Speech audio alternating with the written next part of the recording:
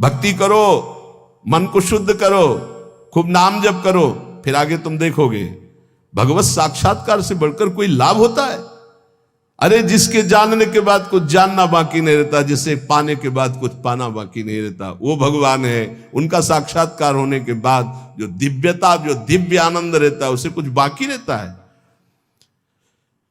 तो हमें क्या करना चाहिए फिर? हम कह तो रहे तुम्हें निरंतर नाम जप करना चाहिए, निरंतर नाम जप करना चाहिए। तो माला से जपें या अंगुलियों से जपें? भाई नए साधक को गिनती से नाम जप करने में ज्यादा रुचि होती है, इसलिए गिनती पर दृष्टि नए साधक को संख्या पर रखनी चाहिए। ये बहुत अच्छी बात कह रहे हैं।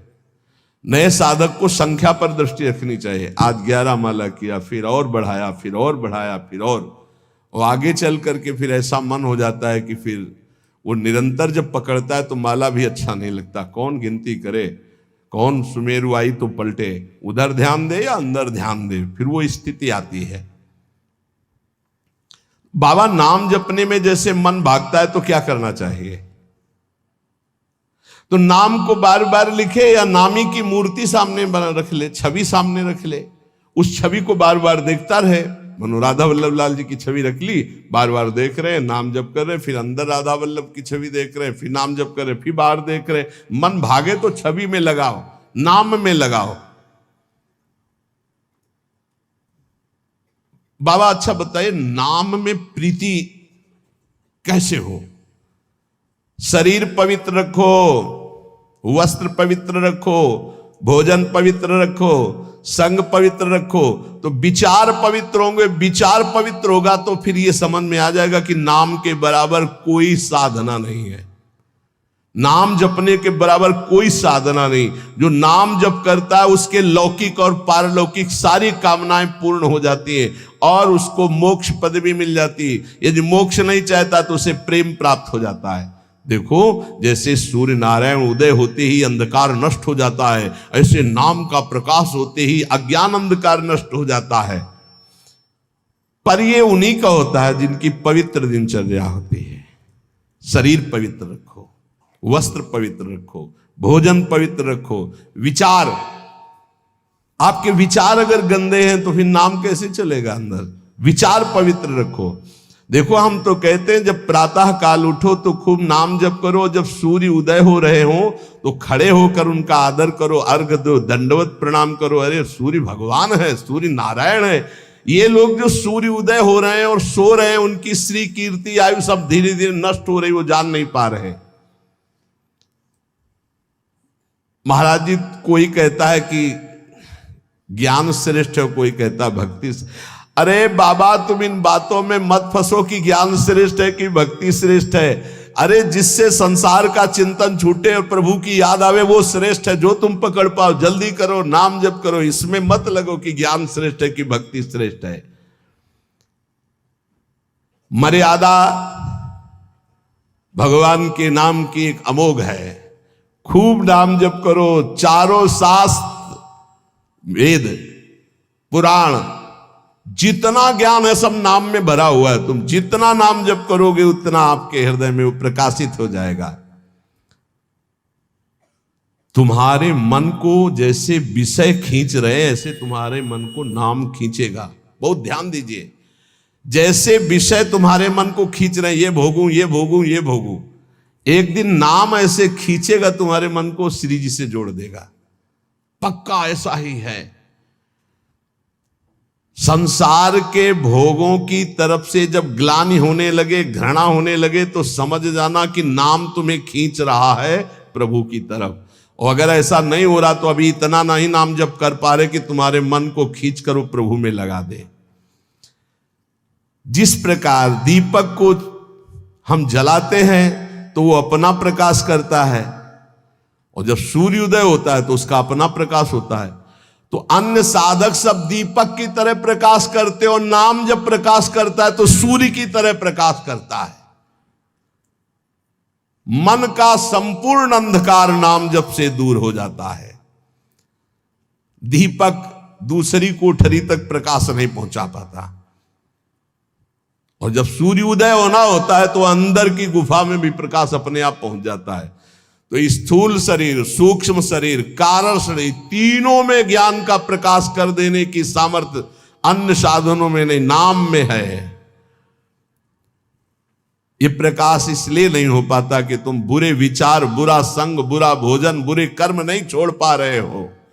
बुरे कर्म अगर करोगे तो तुम्हारे विचार गंदे रहेंगे, तो फिर प्रकाश कहां से होगा। इसलिए बुराइयों को रोको, बुरे विचारों को रोको, बुरे आहार को रोको, बुरे संग को रोको। देखो कलिकाल की बड़ी महिमा है, इसमें नाम जप से बहुत जल्दी भगवत साक्षात्कार होता है। कलिकाल की एक महिमा है, कलि का एक विशेष प्रभाव है। कलयुग केवल नाम आधारा, अगर आप नाम जप कर रहे हैं तो इसमें बहुत जल्दी भगवत साक्षात्कार होता है। नाम जापक के हृदय में नित्य दिन अमृत बरसत सारे, मधुर मधुर ध्वनि बादर गरजत कोटिन चंद्र सहस उजियारे। नित्य दिन अमृत बरसत सारे, ज्ञान का अमृत, प्रेम का अमृत, जो चाहिए वो नाम से सब बरसता है। बोले मधुर मधुर ध्वनि जैसे अंदर हो, राधा राधा राधा, यही बादल की गर्जना है। करोड़ों चंद्रमा एक साथ उदय हो जाए, ऐसी शीतलता, ऐसा अमृत वर्षण, ऐसा आनंद, ऐसी चांदनी हृदय में नाम प्रकाशित करता है। सुरत कटोरी भरी भरी पीवे, पियत पियत छक अगर जियारे। मग्नानंद स्वरूप अखंडित पिया हेरत भय आप पियारे। स्वामी श्री मग्नानंद सरस्वती जी सेनपुर कह रहे कि सुरत माने स्मृति, स्मृति की कटोरी में भर भर करके नाम जो पी रहे हैं, वो पीते पीते इतने छक गए, इतने मगन हो गए कि बोले पिया हेरत भय आप पियारे। अपने प्रीतम का साक्षात्कार हुआ कि वो खुद प्यारे हो गए। पिया हेरत भय आप प्यारे, तस्मित जने भेदा भावात, ब्रह्मविद ब्रह्म भवत। लाली मेरे लाल की जित देखो तित लाल, और लाली देखकर मैं गई तो मैं भी हो गई लाल। तो बोले मग्नानंद स्वरूप अखंडित पिया हेरत भय आप प्यारे। नाम में ऐसी सामर्थ्य है, इसलिए साधक बता रहे महाराज जी, साधक के लिए, नाम जापक के लिए विषयी पुरुष का संग सबसे बड़ा पतन का हेतु है। नाम जापक को नाम में प्रेम पाने के लिए केवल नाम जापक संतों का संग करे, बस विषयी पुरुषों का संग न होने पावे। साधक को शरीर स्वस्थ रखने के लिए भोजन पाना जबान के स्वाद के लिए नहीं, खान पान का संयम रखो। भजन अपना कभी प्रकाशित ना होने पावे कि मैं इतना जप करता हूं, गुप्त रखो भजन को। अपने को भजनानंदी बनाओ, लेकिन भजनानंदी प्रकाशित मत करो। भजन से कभी तृप्त मत हो कि हमारी आज की दिनचर्या की 11 माला हो गई, अब तो छुट्टी, मन फंसा देगा। नहीं, 11 माला तो गुरुजी ने कहा, हर समय कहा कि राधा वल्लभ श्री हरिवंश राधा राधा, खाली तो रहना ही नहीं। गुरुदेव से कभी भी सांसारिक वार्ता ना करो। खोटी बातें करने से गुरु की नजर से वो गिर जाता है। जब देखो तब प्रपंच की बात, जब देखो तो उसको देखते ही नहीं, कभी प्रिया प्रीतम की बात ही नहीं करता। समस्या ही समस्या, संसार ही संसार। जो ध्यान दीजिएगा, पाप कर्म, छल, कपट, मान की चाह, धन की चाह, पराई स्त्री के प्रति राग, दूसरों की निंदा, परचर्चा, अभिमान, धूर्तता, पाखंड, इन दोषों का त्याग करके संयम ब्रह्मचर्य से रहता है, उसको ये शिकायत ही नहीं हो सकती कि मेरा नाम जब निरंतर नहीं चलता। निरंतर चलेगा।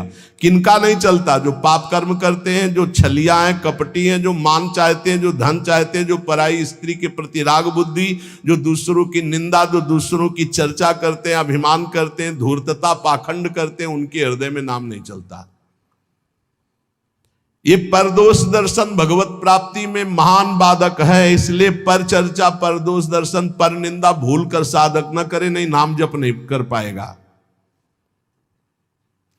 एकांत में रहने का अभ्यास, नींद को जितना कम से कम से काम चल जाए उतना स्वीकार करना, उच्च स्वर से नाम कीर्तन करना, सदग्रंथों का पाठ करना, आसक्ति को छोड़ करके भगवत चरणारविंद की आसक्ति में दृढ़ होने के लिए दुखों को, विपत्ति को, अपमान को, निंदा को शांतिपूर्वक सह जाना, इससे भगवत आसक्ति होगी। दुखों को, विपत्ति को, अपमान को, निंदा को शांति पूर्वक सह जाओगे तो भगवान में आसक्ति हो जाएगी। जब तुमसे कोई क्रोध करे तो क्षमा कर दो, जब बैर करे तो तुम उसे नमस्कार करो, जब बुराई करे तो तुम उसकी भलाई करो, तो नाम भगवान तुम्हारे हृदय में अपने आप चलने लगेंगे। पकड़ो। जब नाम चलने लगता है तो उपासक का स्वभाव कैसा हो जाता है? वो अपने को सबसे छोटा समझने लगता है, उसमें कभी अभिमान की वृत्ति नहीं आती, वो किसी के दोष कभी न देखता है, न वर्णन करता है, न सुनता है, न किसी से घृणा करता है। उसका स्वभाव बहुत कम बोलने का हो जाता है। वो सदैव बोलेगा तो मीठे वचन बोलता है। वो सबकी सेवा करने का स्वभाव रखता है, किसी से सेवा नहीं करवाता। वो विवाह, उत्सव, जन समूह, इनसे बचने की कोशिश करता है। जहां विवाह का उत्सव है, चाहे गृहस्थी हो, नाम जापक हो, गले में माला है, कंठी है, वहां पा रहे हो जहां अपवित्रता का ही साम्राज्य है। आप क्या समझते हो? चिकने चुपड़े सब रखे हैं दूर से, लेकिन घोर अपवित्रता। बहुत संभल के जबान को। कोई भारी उत्सव है सांसारिक जन समूह वाला नहीं, पूर्ण भगवत पवित्र जीवन, जो नाम को इन दो से बढ़कर समझता है, उसका नाम कभी नहीं छूटता। काम भोग से और धन से, दो से बढ़ करके जो नाम को आदर देता है, उसका नाम कभी नहीं छूटता। नाम कहां छूटता है? काम वासना और धन वासना में जिसकी वृत्ति है, वो नाम निरंतर नहीं चला सकता। नाम जपने के बीच में एक खाई है, निरंतर उधर नाम जप होने लगेगा। दो खाइयां पार कर लो, काम भोग की और धन के चाह की, तो उधर नाम जप निरंतर होने लगेगा। नाम अविनाशी है, जीव अविनाशी है, पर बीच में धाराएं हैं विनाशी। कंचन, कामिनी, कीर्ति, इनको पार कर लो, निरंतर नाम जप करो। इनके पार करने के लिए तीन बातें चाहिए। कंचन, कामनी, कीर्ति को पार करने के लिए सदगुरु की सेवा, मैं शरीर नहीं हूं ऐसा चिंतन, और हर कर्म शास्त्र सम्मत, तो कंचन, कामनी, कीर्ति तीनों से पार हो जाओगे।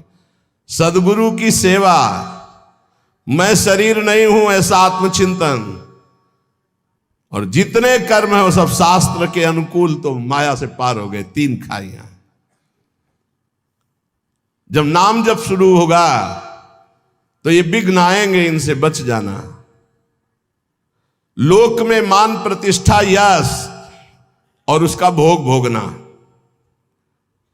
लोक में मान, प्रतिष्ठा, यश है, उसका भोग नहीं भोग रहे हो, कुछ नहीं बिगाड़ पाएगी। अगर भोग भोग रहे, भोग भोग लेगा, छाती ठंडी होना। नाम हो रहा है, प्रणाम हो रहा है, नमस्कार, हृदय शीतल हो रहा है, तो आप चैन से अभी शीतल कर ले, आगे चल के बहुत आग गिरेगी। मान प्रतिष्ठा का भोग करने वाला निरंतर नाम जप नहीं कर सकता, उसे भ्रष्ट होना पड़ेगा। धन लाभ के लिए विचारवान रहना, नाम जप करते हुए भोगों में सुख बुद्धि होना, ये भोग मिल जाए, ये भोग मिल जाए। नाम जप करते हुए जो मैं इच्छा करूं वहीं मिल जाए, वो मिल जाता है। ये कभी निरंतर नाम जप होने नहीं देंगे, सफल नहीं होने देंगे। फिर एक लोक में मान प्रतिष्ठा होना, उसका भोग। धन लाभ के लिए विचारवान रहना, चिंतन करना कैसे धन मिले। जो मैं चाहूं वो मिल जाए, वो मिल गया, ये तुम्हारे भजन को छीन कर देंगे, भजन नहीं होने देंगे। इसलिए उपासक सावधान होकर जो सुने उसे मन में गुने, आचरण में उतारे। केवल तुम हो, तुम परमार्थ में, और सब तुम्हारे विरोधी हैं, मान लो। पूज्यपाद शिवड़िया बाबा, ऐ साधक तू अकेला है, पूरा विश्व तेरे खिलाफ है। कैसे महाराज जी, अब आप ही तो हमारे जीवन हो। अब गया मन, हुआ ना चिंतन, तो ले गया ना तुम्हारा चिंतन। ये कोई गाली दे के, कोई मान करके, कोई भगवान बना करके, कोई धूर्त कह के किसी भी तरह से तुम्हारे चित्त को खींचने ना पावे। पूरा संसार तुम्हारे चिंतन को खींचने वाला है। तुम केवल अकेले अपने चिंतन को बचा के प्रभु में लगा दो, बस यही सूरवीरता है, यही पूरे संसार पर विजय प्राप्त करना है। और इसी के लिए ये चर्चा रोज हो, इनसे बचो, ये करो, ऐसे सावधान रहो। ये सत्संग केवल भगवत प्राप्ति के लिए। इसलिए हाथ जोड़कर प्रार्थना है, आप अपनी कृपा अपने ऊपर करके ये जो सुन रहे हो इसको आचरण में उतार लो। खूब नाम जप करो, मान लो अभी कोई तुम्हारा नहीं है, अभी आपकी नवीन अवस्था है, अभी वैराग्य पूर्वक रहो, खूब भजन करो। आगे चल करके तुम्हें जीवन में बहुत बढ़िया सुख मिलने वाला है, ऐसा आनंदमय सुख जो किसी के संग की जरूरत नहीं पड़ेगी। और आज तुम ऐसे कमजोर बन जाओगे तो कल बहुत रोने वाले हो, कोई तुम्हारे आंसू पोंछने वाला नहीं। यहाँ जो आंसू पोंछने के लिए आता है ना, वो ऐसा और एक दर्द पैदा करता है कि और चिल्ला के रो, कोई आंसू पोंछने वाला नहीं।